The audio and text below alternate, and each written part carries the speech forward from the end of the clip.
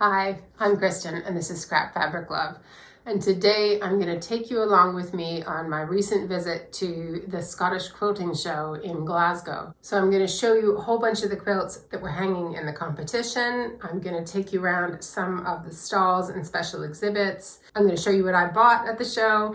And then at the end, I'm also going to show you the feedback I got for the quilt that I entered in the competition, in case you ever wondered what kind of notes you get back from the judges. The show took place at the SEC in Glasgow, Scotland, between the 6th and the 8th of March. I went on the final day, the Saturday. It's about a 45-minute train journey between Edinburgh, where I live, and Glasgow, where the show takes place. So it was pretty easy to just hop on the train and go for the day. This is my third time visiting this show, and each time I've been before, it's been on the same weekend as Comic-Con. So as you walk your way into the hall where the quilting, crafting, and sewing shows take place, it's kind of like an amalgam of three different crafty shows. You get to see all of these fun characters like from Star Wars, Pokemon, and anime characters that frankly I don't know who they are. So that's always a fun little side entertainment that happens when I go to this quilt show. Now when I go to a quilt show, I beeline first to see all the competition quilts hanging in the show, and I'm going to show you those in just a second. But there are also obviously loads of vendors. Because this is an amalgam of a few different craft shows all in the same place, there's all sorts of different stalls that aren't just about quilting. So I'll show you some of the stands and special displays and things that were on at the show after I show you all of the lovely quilts. As I've explained in previous years about this show, entry for this show is what's called non-juried, meaning nobody's saying you can or you can't display your quilt in the show. As long as you meet the general requirements of it's a quilt and you send it in on time and you send in a photo and your description, then they'll hang it. So I've grouped the competition quilts into their categories for you so you can kind of see them all together. But if you see something in the modern or traditional or contemporary or whatever, and you're like, I think that should go in another category, just remember that this is sort of self-selected. So the person who quilted, they thought it was that, and so it's that. And that's where it hangs in the show. I entered a quilt in the themed category because the theme this year was reduce, reuse, recycle, which of course is something that I'm very passionate about in my quilt making. So you'll see which one is mine because I will add a few photos of me in front of my quilt. There's also, if you're interested in it, another video about the making of this quilt, and I'll link to that in the video description box. I'm going to put some music on now and let you enjoy the quilts. If you want to read the description cards more clearly, maybe pause the video, and I'll come back and speak to you at the end.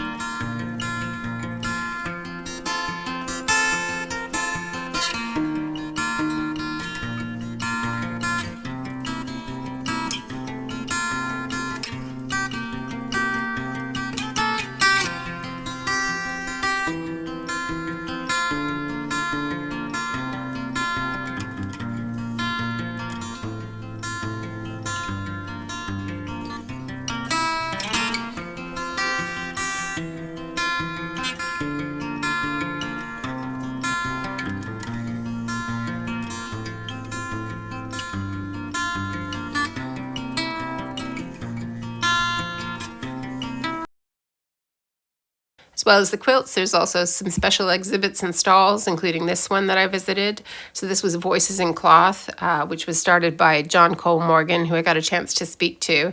It's a collection of 240 miniature quilts from South Africans from all walks of life. So it's about showcasing all of that talent, developing that community, and raising funds for good causes as well.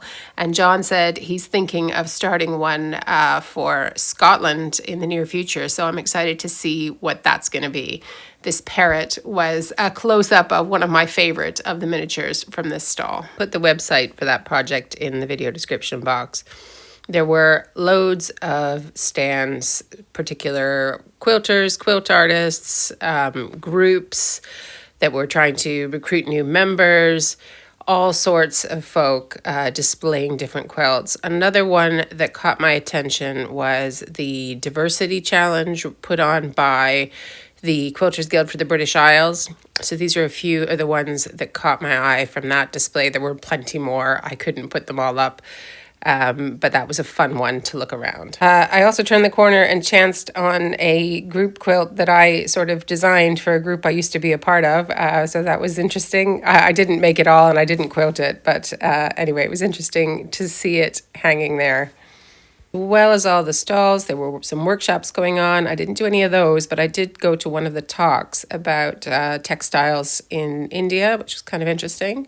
After that, I took a wander around the vendor stalls. So there were lots of fabric shops, some of the stalls bigger than others. And there were lots of other crafts on display too, like these Scottish cross-stitch kits. And I also purchased something from the Modern Crafter here. I'll show you that in a minute. There was flower arranging, there was silk painting, there was even a fortune teller. And no, I didn't go in to see her. I'll show you what I bought now. So I know when folk watch these quilt show videos, they want to see the big haul of shopping. Unfortunately, I don't have one. I was pretty restrained. To be honest, I just didn't see a lot that I wanted to buy. But that's a me thing. It's not to do with the show. There was plenty there, plenty of cool shops. But anyway, what I did pick up was this tool for punch needling. So they had a bunch of kits, but I didn't want to do the kits. I wanted to just try the technique and see what I could do with it, maybe on a quilt block or something. I'm not sure. Anyway, I got the smallest tool because the guy said I could use embroidery thread with it, and I already have tons of embroidery thread rather than buying like a special yarn. I think the bigger one you can use a certain type of yarn with, so if I get to liking it, maybe I can see whether I have that kind of yarn already in my stash or try and find it somewhere.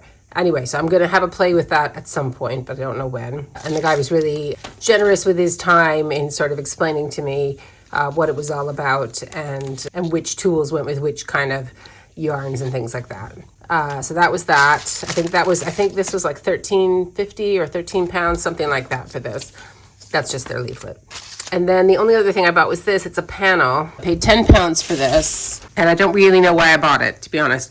It was in a little bag, in a little bucket of panels, and it's Lewis and Irene Delphine Brooks. I don't know who that is. The Psychedelic Woodland Collection. That's what it says on it. Anyway, so it's a bunch of squares, and it says on the bottom that it's like 5 1/8, so that if you wanted to cut them separately, you've got some room to do that. I don't know what I'm going to do with it, but I liked the bright colors. I don't know. And maybe I kind of felt like I needed to buy something because I was there. So I'll see what I do with that. But I've spoken on the channel before about how I tend to buy fabric. It's usually other people's leftovers or scrap bags. There were some people selling Moda and Ruby Star scrap bags, but I haven't used the ones that I bought at the last quilt show I was at. So I just felt like this time there was no point buying a whole bunch of stuff that I might never use. So that was my mini haul from the show. And the last thing I wanted to show you was what you get in terms of feedback. So if you've never entered a quilt show and you're maybe interested in it, but this part makes you nervous, I'm going to show you. So I think in this one you could tick whether you wanted feedback or not, but I did tick that I wanted it. So, and this has looked similar in the other quilt show, the bigger quilt show in Britain that I've entered as well. But anyway, so looks like there were 3 judges, right? So there's 3 sheets. So it's a Scottish Quilting Show and the competition and everything. And that's just the category. It's not that I failed. It's not an F like, like on a school test. Anyway, so where does it start? So up the top, they say whether or not, I guess this is after they've done this bit. They say whether they are considering it for an award, maybe, probably, definitely. So this person said definitely, so that's nice. Judges' comments, delightfully original, great use of color. And then they've got various categories. So fulfills the category theme rules, visual impact, original content, design, composition, and color, choice and sustainability of materials, surface design and embellishment, piecing and construction, applique design, quilting design and execution, and edge treatment hangs well. So this person said excellent for everything except for piecing. No big surprise there. Quilting design and edge treatment. So all the stuff that you need to follow the quilting rules for, they were like, yeah, not so much. But that's fine. So that was one. The next one, what are the comments? Bold and dynamic composition, visually striking and vibrant. Love the combination of machine and hand stitch. Okay, cool. And then they've been pretty nice as well, except for originality. They didn't think it was so original. And piecing again, yeah, and quilting and edge treatment. So that's, that's kind of what I would expect. This one, but maybe nicer than I would expect. I wasn't expecting all the excellence. And then this one, as another judge, they said not applicable for surface design. I'm not sure what that means. Okay, interesting interpretation of your theme, like the tight quilting thread colors echoing your applique. Okay, cool. And they've just been a little bit less generous here. And then for piecing, satisfactory. I mean, honestly, this is kind of what I would expect. My piecing is not, as I've said on the channel before, perfect. And the style of that quilt really wasn't what it was about. So that was this is all in reference, I should have said that at the top. This is all in reference to that leopard print quilt that I showed you earlier in the video, in case that wasn't clear. But anyways, as you can see, even when you don't win, because I didn't win anything, they're quite nice. Even the comments, even the comments on the one where maybe I got the worst marks, if you want, they were still quite nice about it. And nobody said, needs attention or anything. Like I didn't get anything in the last category. And I would be surprised, honestly, if anybody did. I feel like they're not in the business of discouraging people. So I do feel like, although obviously everybody can't win, I don't think they're going to be nasty in these comments ever. I've never got anything back, and I've entered a few shows now where anyone said anything that would make me upset. So just so you know, it's not, and in this show, you didn't actually have to get this. So if you wanted to enter and you didn't want the comments back, I think you can choose not to have this included when your quilt gets returned. So I hope you enjoyed coming along to the show with me. If you want to keep going to quilt shows, I have a playlist of all of the previous quilt shows that I visited. So basically this Scottish quilting show, the 2 years before this one, and then 2 years of going to the Festival of Quilts in Birmingham, England. So there's lots of fun videos if you just want to keep seeing quilts hanging up in shows. And if you'd like to have your own quilt hanging up in a show in the group quilt category, then I invite you to check out Scrap Club, because we are embarking on a brand new group quilt starting at the end of this month. I'm going to be talking about it in this month's Scrap Club Zoom meeting. And I'm going to invite members of Scrap Club to send in blocks, and I'm going to assemble them into a quilt that we're going to submit to a quilt show, have it hang in the group category. So I'm really excited about that. If you're new to the channel, I make scrap quilts, often with reclaimed materials. I don't follow a whole lot of quilting rules, and it's all about being a confident beginner, meaning I just try new things and see how it goes, and we don't stress too much about our quilts. So if you like that sort of thing, I hope you'll consider subscribing, and I look forward to seeing you next time. Thanks so much for spending time with me. Bye.